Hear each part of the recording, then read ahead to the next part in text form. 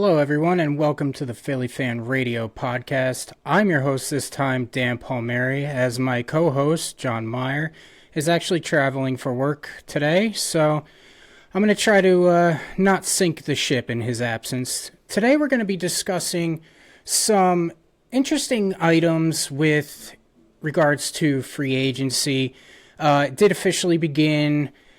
It's been uncharacteristically quiet for the most part from Howie. Financial concerns have a lot to do with that. There is a lot of cap ramifications that come with it. There's a lot of things to talk about with it, even though they aren't necessarily signing a ton of players. We do want to get to your comments as well. I want to get some feedback on, everything that's going on and some of the items that we're going to talk about today. And just overall, want to hear what your perspective of it is. Are they doing enough? Why aren't they doing enough? What do you think is going to happen with this upcoming, free agency period leading into the draft? Maybe even post June 1st as we talk about some players that could be traded, A.J. Brown. So first off, I do want to get to some comments. I really can't call out a specific user because there were a lot of users that blew up on me about my whole Jalen Carter conversation about how I necessarily wouldn't give him, let's say, the, $35 million a year. But it seems like everybody else is calling me crazy. So I do want to address that. What I'm getting at here is that, and that kind of leads me into one of the topics that did happen, is Jordan Davis, real quick, signs a 3-year, $78 million extension, with the Eagles, making the highest paid nose tackle in history. So you signed a guy, he did play well last year, don't get me wrong. He played pretty elite last year. Previous years, there were issues with his weight, his stamina. He didn't necessarily have the greatest of years. So you're putting the highest paid nose tackle money on a guy that didn't necessarily, in my eyes, earn that kind of money, earn that kind of clout, that contract.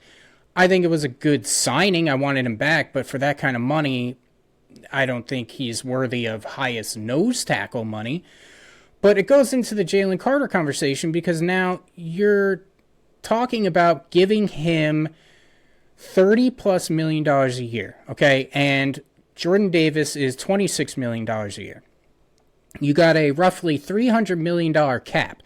So what you're telling me is that at the end of the day, after they pay Jalen Carter, which seems like that's not a matter of if, but a matter of when, you're going to designate over $55 million to two defensive tackles. Now, these are not edge rushers, I understand the defensive tackle position can wreak havoc, can cause, edge rushers to become more, effective.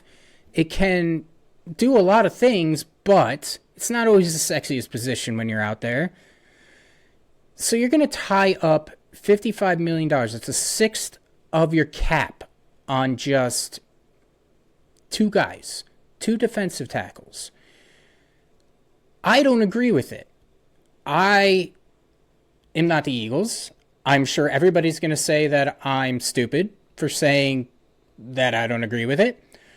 But I would rather use that money elsewhere to get more impactful players. Now, I'm just going to focus my attention on Jalen Carter. When I thought of giving him that kind of money, I talked about Aaron Donald, He was a generational talent. So throw Aaron Donald out the way because no one's ever going to compare to him. Let's talk more with Chris Jones and Kansas City. Now, Jalen Carter is projected to get more than Chris Jones, which I think is the most outrageous take and comment that could ever be made, but it is going to happen. Chris Jones gets 3 times the statistics as Jalen Carter every year. So you can't sit here and tell me that Chris Jones is on the or Jalen Carter's on the same level as Chris Jones. So we're going to pay him.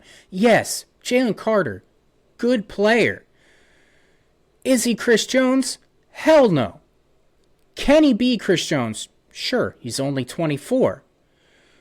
But again, I don't want to tie up $55 million to 2 defensive tackles when we clearly have to go look down the road for this one, okay?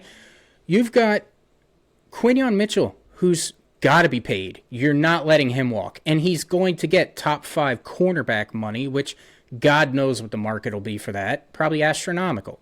Cooper DeJean, again, going to get top 5 cornerback money. This is kind of the curse of having good drafts, is that you're great while they're on their rookie contract. You look like a genius. But then when it comes time to renew their contract, you're sitting there and you're like, oh shit, I don't know what I'm going to do because I got to allocate all this money.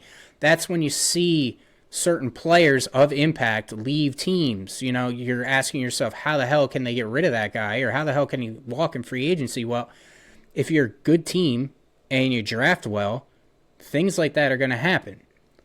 Now, going back to the money aspect of it with Jalen Carter,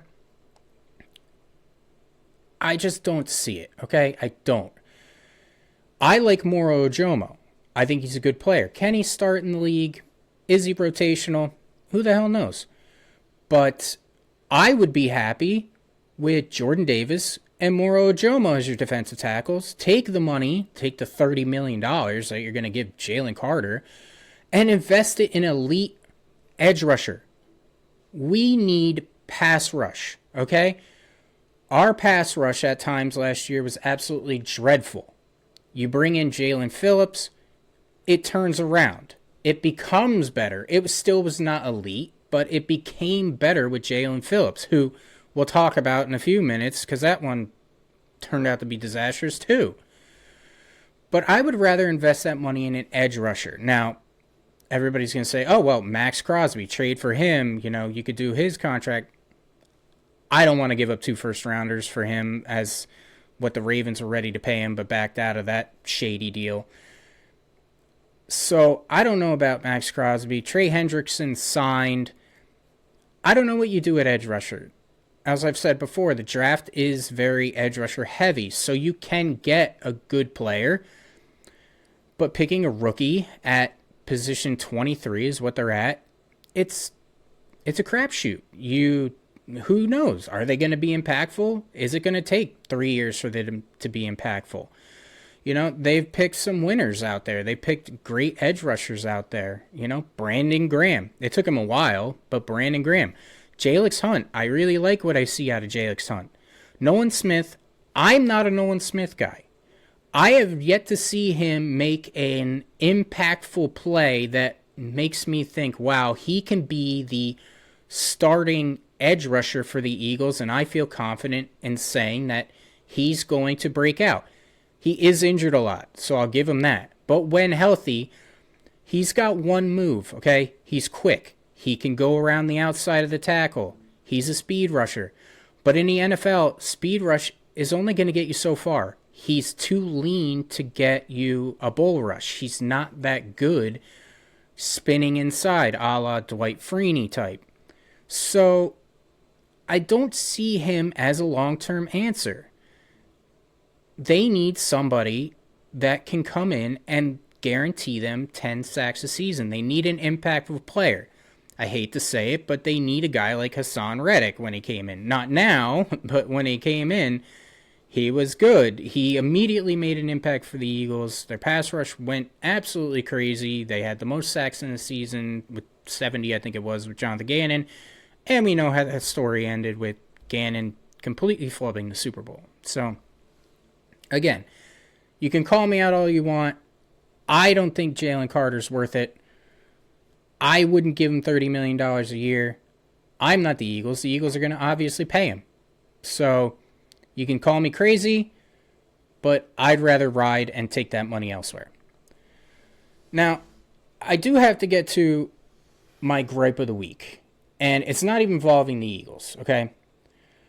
I just happened to be walking upstairs for the night, and I get an alert on my phone from the NFL app, okay? Thinking, oh crap, the NFL app is telling me, is it an A.J. Brown trade? Did they sign somebody big? So I get the heading of two-time Super Bowl winner heading to Philly.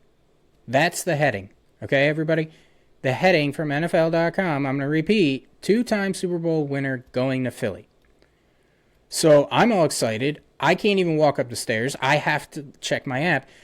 Come to find out, a backup corner from the Patriots signed with the Eagles. It's like, yippee. NFL app, please, for the love of God, put a little subheading on my notification that says, two-time Super Bowl winner, backup corner, or give his name, Jonathan Jones. Who cares? Nobody cares that he's with the team. He's going to be a fourth corner. So don't put it out there and bait me into clicking open on the app and not allowing me to get excited, because I got excited for absolutely nothing, okay? Again, with the Jordan Davis extension, 3 years, $78 million, good guy, good potential. He had one great year. Hopefully he can maintain his body, because that was the biggest difference everybody said, is that he got leaner, he had more stamina, he was on the field for more plays, and he was very impactful. I think he was more impactful than Jalen Carter, and everybody's going to point at me and say, oh, well, Jalen Carter had 2 injured shoulders. He was injured all year. Yeah, he was injured all year, okay? But he had the year prior where Jalen Carter was given Pro Bowl honors, I think, may have made All-Pro, but his stats weren't that great, okay? I think we need to stop talking like he's a generational talent. I have yet to see anything that makes him generational, and I don't want to hear the crap of, oh, well, he's double-teamed all the time. He's triple-teamed all the time. Yeah, so what? So is Jordan Davis a lot of times because he's so big. He still gets around it. So is Chris Jones every single play, but he still makes a hell of an impact and gets almost 10 sacks, 10-plus sacks every year. The most effective edges in the league, Micah Parsons, he's doubled pretty much every time. They use the tight end to chip on him every single time. He still gets sacks. He still makes an impact. Jalen Carter, he sometimes makes an impact.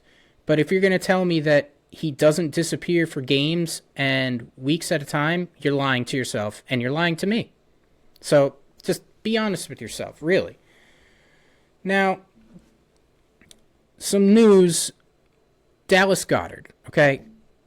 The situation with Dallas Goedert is so weird. He wasn't listed as an official free agent. Now, I'm going to preface this real quick and say it's 5:16 p.m. on Friday, the 13th, so who the hell knows if anything is going to change. I might get off this podcast and things have changed. But he wasn't listed as a free agent because the Eagles and his representation decided the void date, which is weird in itself, because if he wasn't on the roster by the time of free agency started, there was a $20 million dead cap hit because I guess Howie put a dead year on the end. It's how you can save money up front but kind of kick the can down the road, I guess. So he wasn't a free agent at the beginning of the league year because they came to the decision to push it off to today, Friday. I don't know what time. Nobody has reported what time exactly is the deadline. You know, is it 5 p.m.? I don't know. So you'd have to come to the assumption that they are working out some kind of contract. So I'm going to base this off the fact that he is going to be re-signed, because I think if he's not re-signed, you're taking a $20 million dead cap hit for no reason. You might as well pay him $20 million, avoid that dead cap hit, and bring him back. Now, I do think, and it's picking up steam here lately, but I do think that a lot of this has to do with the A.J. Brown situation, okay? Are you going to trade him? There's a lot of decisions that you can't make for the football team this year based on the situation. And it did come out this week, reported finally by a valid source, Adam Schefter, that the Eagles wished to retain Brown, but Brown has made it very clear that he doesn't want to be an Eagle. He wants to be traded. So at this point, I say just get rid of him. I'm tired of dealing with it. I've had enough of the situation. He doesn't want to be here. He's proven that if he doesn't want to do something, he's going to pout about it. He's not going to be a man and step up and just do his job and basically rub it in their face. Instead, he's going to sit there and cry like it, and he's going to give half-assed effort. He's proven it. So you can't count on him doing the adult thing and actually going through with it. So he's kind of put the Eagles in a bind in a situation where they kind of have to trade him. Now, we've talked about it ad nauseum. Trade him prior to June 1st. You could get draft capital this year, but you take on that $40 million cap hit. Trade him post June 1st. The cap hit is split out between 2 years. It's much more manageable. I think it's like 20 and change for this year, and I think like 16 for next year. But again, you don't get draft capital for this year. Patriots have always been the team that's linked to him. They have made inquiries. It depends on who you want to believe, but they've said they've offered him a first and a third rounder. How he's standing tall at first and second rounder, I don't know if he'll get that, but he could. The fact is that now reports are coming out that the Broncos are interested. Now the Rams are interested. I don't know why the Rams would want him, because the Rams already got Devontae Adams. They have Puka Nacua, who's going to demand a massive contract because he's under a rookie contract. I don't know if the Rams can afford him. I personally wouldn't even bother to trade him within the conference, especially to a team that, even without A.J. Brown, is a Super Bowl favorite. They were close last year. They have made some pretty good moves on the defensive side, signing or trading for Trent McDuffie. So they're getting better on the defensive side. I believe there's some other acquisitions that they made. I can't recall it off the top of my head because this is not the LA Rams broadcast. So, but they are, when I think of the NFC, other than Seattle, I think of the Rams as the Eagles' top competition. I know the North is out there, but I don't feel threatened by anybody in the North. I don't feel threatened by Chicago. I don't feel threatened by Green Bay. I don't feel threatened by Detroit because Detroit lost David Montgomery. They're going through some retooling, so they're a question mark too. I'm most afraid of the West, okay? You've got the 49ers who signed Mike Evans, so they just got instantly better at the wide receiver group because even though he's a 30-plus-year-old player, a 30-plus-year-old Mike Evans is better than most 20-plus-year-olds in the league. He's still a hell of a receiver. He's still a 1,000-yard receiver annually. You could pretty much set your clock by it. So you've got the Niners there. You've got Seattle. We all know what Seattle did, okay? Seattle's defense is ridiculous. They are losing. They lost some coaches. They lost some players to free agency, as it so happens. And we'll talk about one of the big ones that came to the Eagles. So Seattle's still going to be competitive. And then you got the Rams, okay? The Rams were stacked offensively. Where they were let down was on their defense. Okay, they had moments of spurts where their offense would go cold, but mainly I think we can all agree that their defense was the thing that held them back, and they've made some significant acquisitions to remedy that. You give them A.J. Brown, you're giving them another weapon, because I will say, even though right now I hate A.J. Brown, I hate him as a person, really, because of the fact that he can't seem to just be a man and accept the fact that he should be with Philly. I mean, you won a Super Bowl. You've been to another Super Bowl. You've gotten the big contracts. You've gotten the All-Pros. You've gotten 1,400-yard years. I don't know what else you could possibly want from a player standpoint.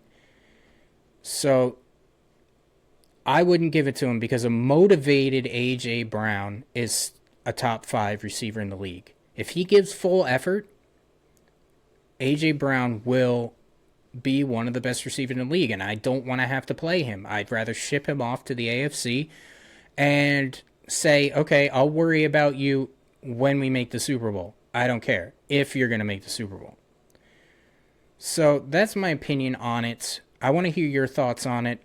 Obviously, I want to know who would keep A.J. Brown with this entire saga and drama.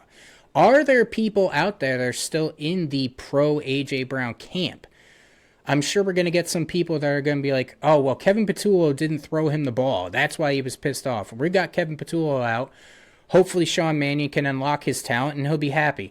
Need I remind you that in the Super Bowl winning season, he was bitching, okay? The offense. He was the one who came out and said, the offense the problem, okay? He was the one who was reading a book on the sideline, okay? The previous year, Brian Johnson, we heard it all, okay? There was dissension in the locker room, and who was at the front of it? A.J. Brown, making comments, making posts. It doesn't stop, guys. Even if they're winning, even if he is getting thrown the ball, it doesn't stop, okay? He's proven that a great talent, but it's not worth it anymore. So I want to know, is there anyone that's on that ledge still praising to the A.J. Brown gods that he's going to show up and just be okay one day? Because I don't see it happening. And I would guess at this point, the majority of fans would say that they're done with it too. Now, of course, for proper compensation, but I would think that 90% of fans would say, I don't want to see him coming out of the tunnel on opening day. That would be my assumption. Now, to get into some more news, we're going to shift gears from the A.J. Brown saga because it seems like that's all we ever talk about. To go back to the wide receiver position a little bit for the Eagles, I guess I said we're going to get rid of the A.J. Brown saga, but we'll bring him up one more time. I swear, his name will be brought up one more time. The problem that the Eagles will find themselves in is that they don't really have a receiver that can step up and take those reins. They will see a lack of production or a decrease in production, even though I think Devontae Smith will step up and be your number one receiver. They don't have anybody that can make up for that loss of production.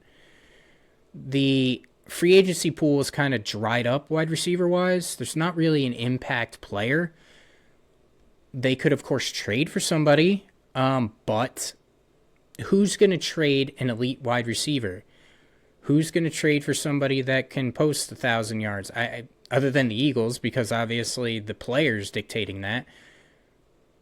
I don't know if they're going to get compensation. Now, the wide receiver draft, they said, is deep, but there is no defined one. And what that means is that all the experts, now, they're experts. Who the hell knows? It's a crapshoot. They don't know. 50% of the time they're wrong. They're like weathermen, okay? They'll just throw stuff out there, and 50% of the time it's wrong. But they're saying that the draft class, while deep, doesn't have a defined number one receiver. So, do we need a number one? No, because Devontae Smith is out there. But we do need an impact player. I think that if we're playing for this year, which I think we should, okay? I understand that other people are going to say, oh, well, if you lose A.J. Brown, you're throwing the towel in for the season. No, I think that you can get a good player, supplement the statistics that you were getting from A.J. Brown, and still be able to be competitive this year and get some capital that could set you up for future years. Whether or not that be, you traded A.J. Brown for a first pick next year or whatever. You use that pick and get a player in a trade, or you draft a player. It doesn't matter. But What I'm saying is that it's going to be hard to find a replacement, but I'm of the philosophy at this point that it's addition by subtraction now, because the distraction is not worth the production. So that's me. So I do want to get to some key departures. I'm sure all you Eagles fans have been staying up with it as much as I have, but there are some key departures. As I said before, it happens. You draft well, you're going to have some key departures. So Reed Blankenship goes to the Texans. I'm happy for him. But I've also stated on this show that I wouldn't have paid him top safety money. Now, his contract wasn't that great. I mean, the safety position is pretty depreciated in terms of financial value, but he was a good player. Okay, good player. Great player, no. We saw deficiencies. When he was asked to come down and maybe play a little press coverage, or actually, they bring a blitz and he has to come down and guard the third or fourth receiver because they're bringing that blitz, he was beating coverage pretty much every single time. He was a good guy coming down to play the run, but we saw routine missed tackles from him. So I don't want to bash him. He was a good player, but not great. So I'm not upset that they let him go to the Texans. I think it was going to happen anyway, because I just think their financial situation didn't dictate that they were going to pay him the kind of money that he was going to get on the open market. Because remember, in free agency, that is typically the time that you're going to overpay for players. If you want a player bad enough, you're going to overpay for him because you're now in a bidding war. And the players know it. They're not stupid. They hire their agents, and their agents are going to milk every dollar out of it, because there really is no loyalty to the team that drafted you. It's basically, I want to get as much money as possible, and that's what you should do. I mean, if you were the same, you'd want to get every dollar out of it as possible. Now, the one that got me is Jalen Phillips. Everybody was saying that we were going to re-sign Jalen Phillips, and I do believe that the Eagles tried. All reports pointed to the fact that the Eagles thought for sure that Jalen Phillips was going to come back. But he gets a 4-year, $120 million contract with the Panthers. He got more money per year than Trey Hendrickson did. And Trey Hendrickson posts friggin' 18.5 sacks, or whatever the amount of sacks he has, pretty much every year. So I don't know how the hell Jalen Phillips' market came about. Again, good player, but great. I mean, he's making top dollar for defensive ends out there, and he's never put together a season in which you'd say, holy crap, this guy's going to be an elite edge rusher in the league, or he had a hell of a year. He is injured a lot, okay? So you're also giving him a huge contract based on that. And the fact is that he's done nothing to warrant that type of contract. I think it's outrageous. The fact that he got more than Trey Hendrickson is just the most ridiculous thing I've ever heard of, contractually wise. But it's neither here nor there. I mean, seriously. I'm not mad at the Eagles again, because I'm not going to pay him $30 million a year. I would rather get somebody else. I strongly believe that we could probably find a $15 million a year guy who can put out the same kind of numbers that Jalen Phillips is going to put out. One that wasn't surprising, but a lot of people, there's more people than I thought that would react pissy towards the Eagles about, was Nakobe Dean. He went to the Raiders.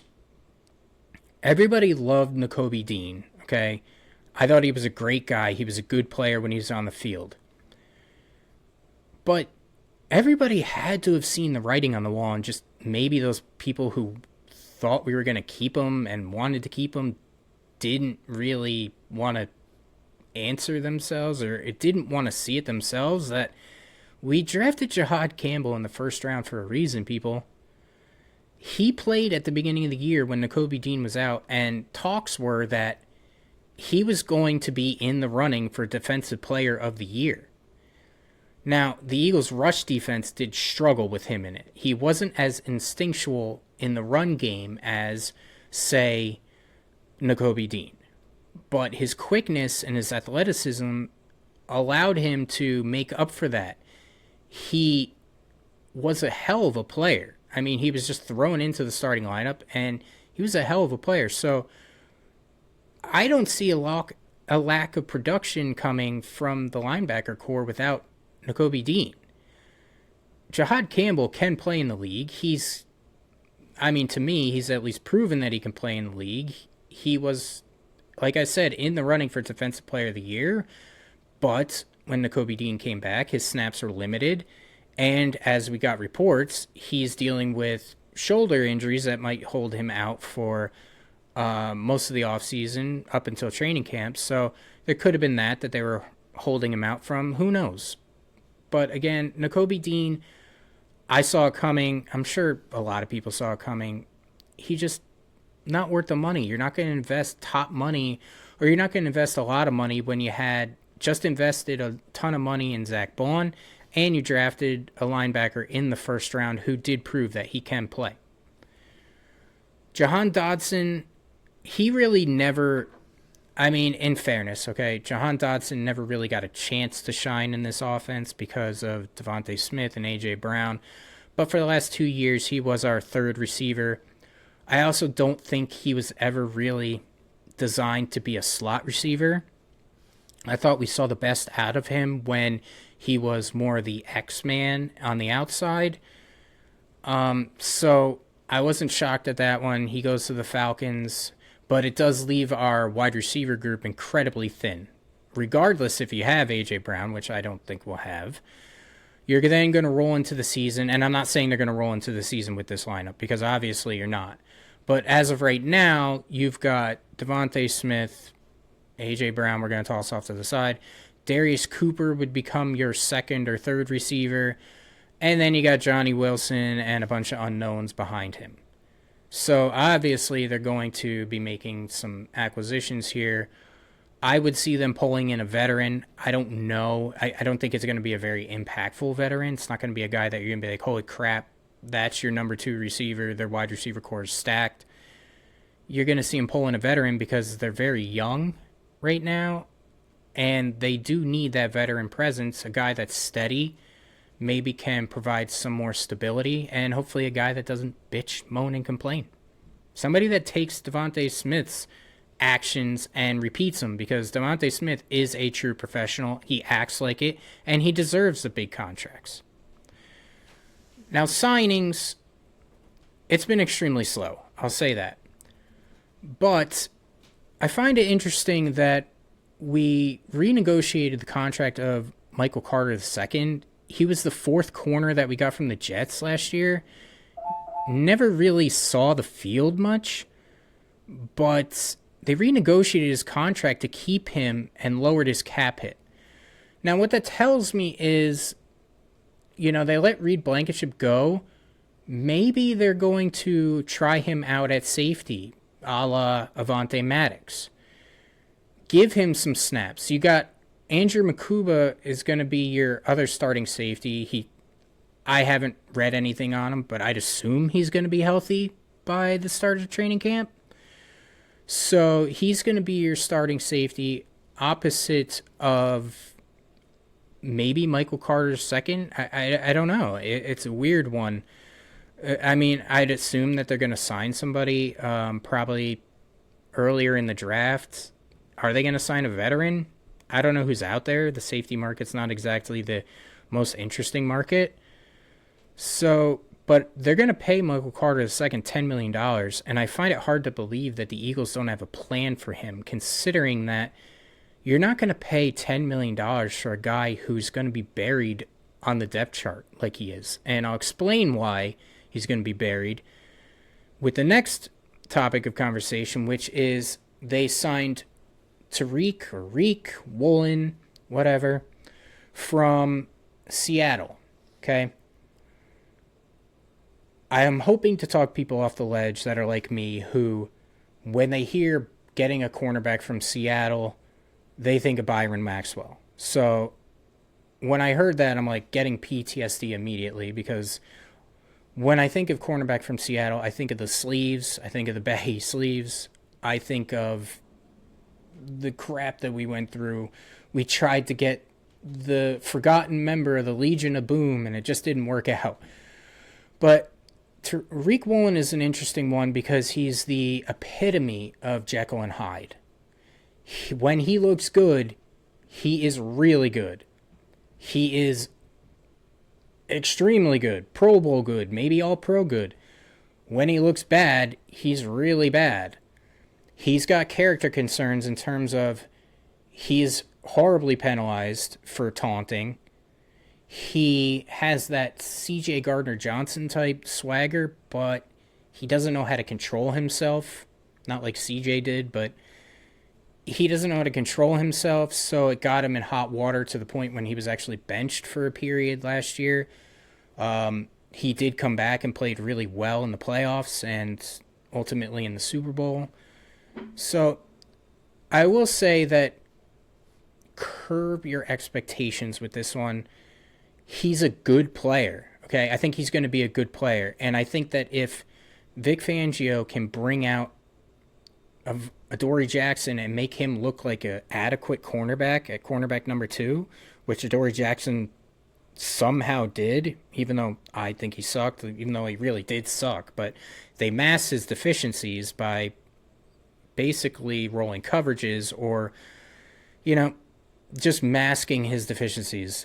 So I think Vic will be able to do that with Tariq Woolen. I think that he's going to have a good year. Now, they only signed him to a 1 year. I think it was $12 million with a possible ability to be $15 million. So basically, he's on a prove-it contract, so he'll be motivated. And it helps with the fact that he's opposite Quinyon Mitchell. He's going to be working with, Cooper DeJean. So if you're running a 3 wide receiver set as a quarterback, are you really going to pass it against Quinyon Mitchell? I don't think so. Are you really going to pass it against Cooper DeJean? I wouldn't. So you're going to decide we're going to pass on Tariq Woolen. So I think he's going to have his opportunities out there. I think he's going to be a good player. I think he actually, if there's ever a defense that he can thrive in, I think it's ours.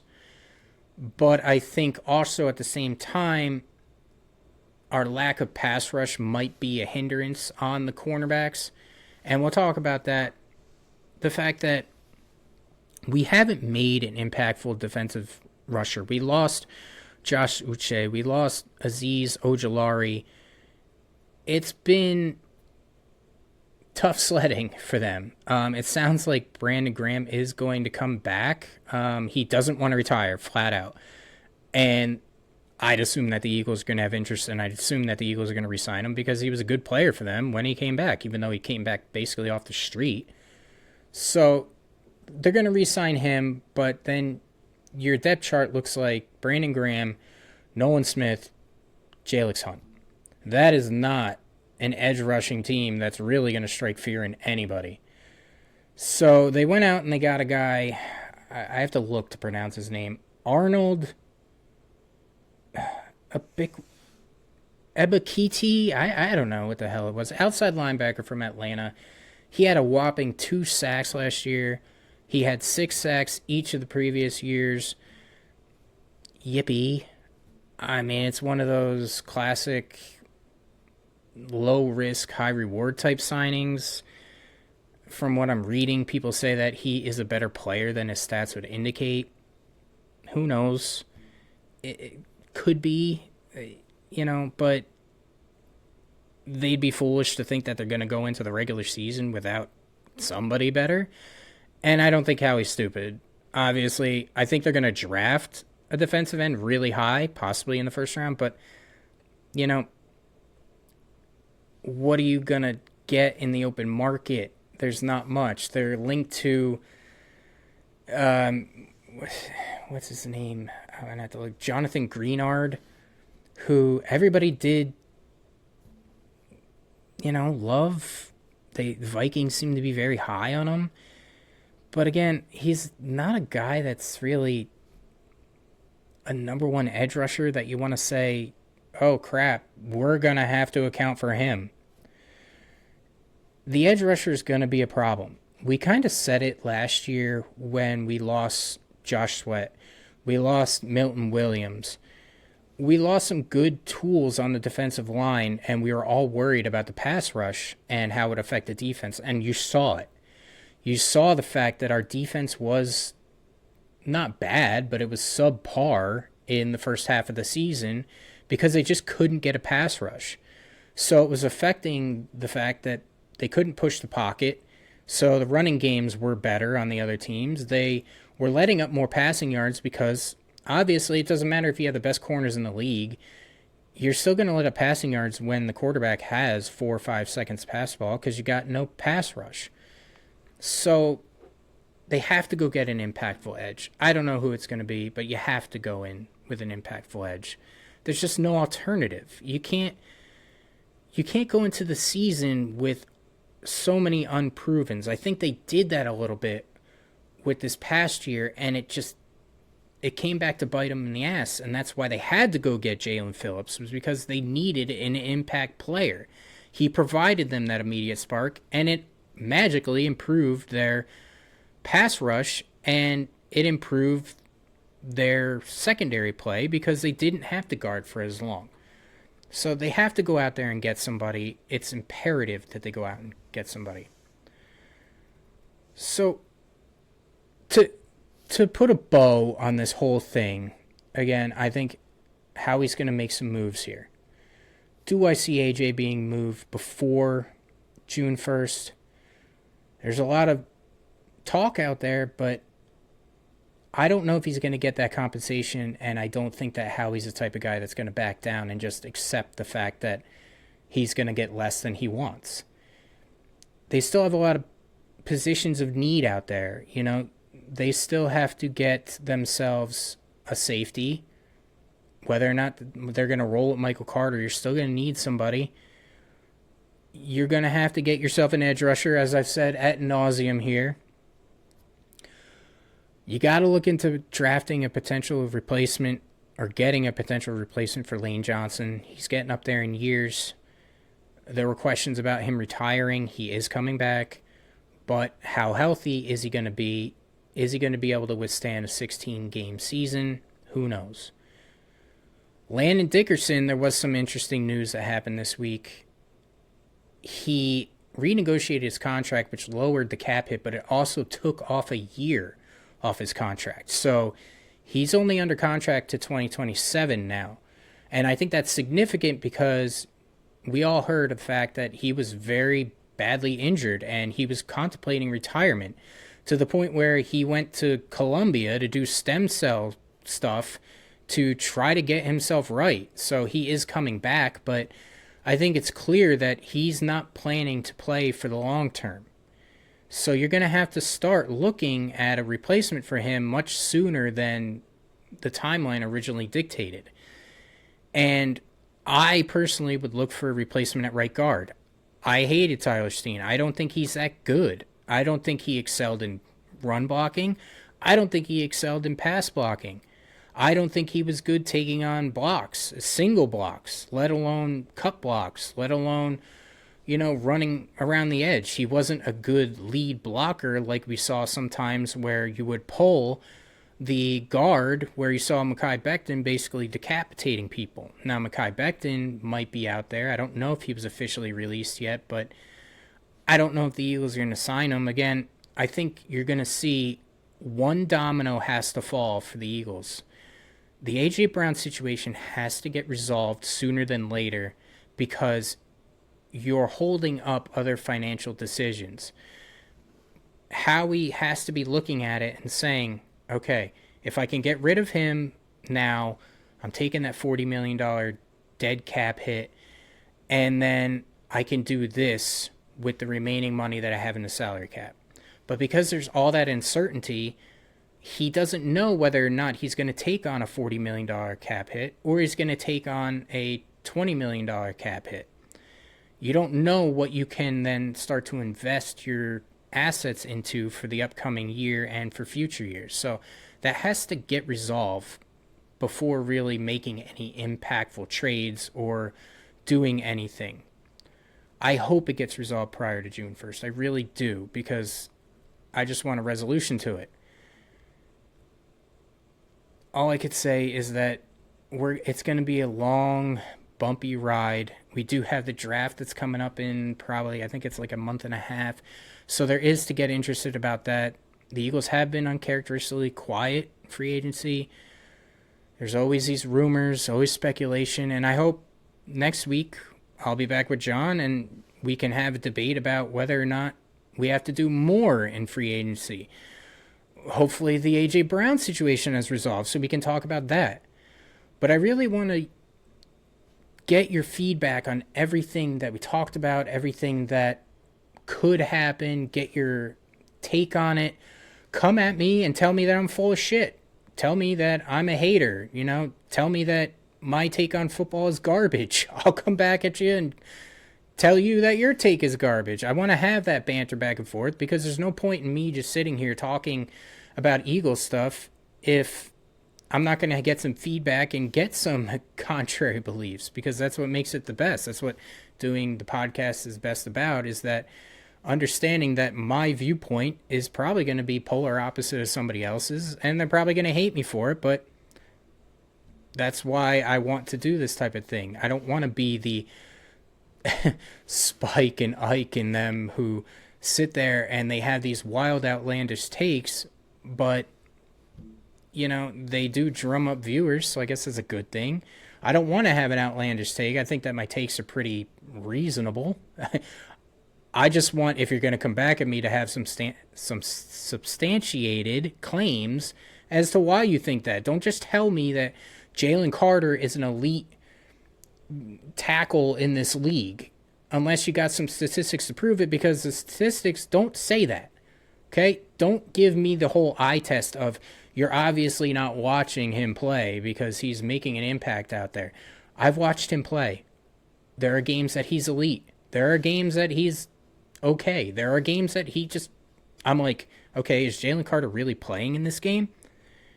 You're going to have to come at me with some kind of concrete proof. I said it with the whole Jalen Hurts thing. I gave you the comparisons to Donovan McNabb, where Jalen Hurts is basically beating him in every stat. And yet I still get people coming back at me, messaging me saying, I can't believe you could say that he's even close to Donovan McNabb. I can't believe you can say that he's going to be the starting quarterback for the Eagles down the road. Again, the stats say otherwise, okay? Even the eye test at times says otherwise. I don't want to get into it with the Jalen Hurts thing, because then I'll be talking for another hour and I'm sure I'll get people tuned off on it. But come back at me. Let's get some discussions going. Hopefully next week we can get some clarity on a few issues, and we can go back to a gentle offseason and go into the draft with hardly any needs. So I'm going to sign off. I'm Dan with the Philly Fan Radio Podcast, and it was a pleasure talking to you. And go Birds!